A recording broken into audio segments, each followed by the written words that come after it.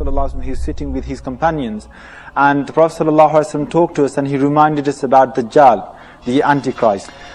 And he explained in such a way that the companions say, we felt as if Dajjal is going to come in our time. And we were so frightened that we thought Dajjal might be behind the next bush. And the Prophet ﷺ came out and he saw the effect of that on our faces. And he said, what's the matter? And we replied by saying, Ya Rasulullah, tuzakkina Dajjal, you told us about Dajjal, and we have become frightened to that extent that we think Dajjal will appear in our time. And then the Prophet ﷺ said, don't worry, if he comes out while I'm still alive, then I will be enough for Dajjal. But if Dajjal comes out and I'm not amongst you, then every man is going to protect himself.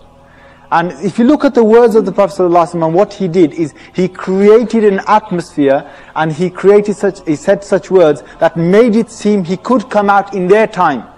Because even when they were frightened, he didn't say that he's not going to come out in my time. The Prophet ﷺ said, if he does come out in my time, then I'll be enough for him.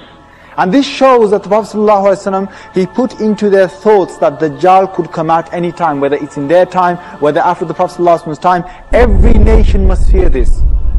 And he could come out. But then again, we should not go to the other extreme of thinking that, oh yes, it's the end of the world now.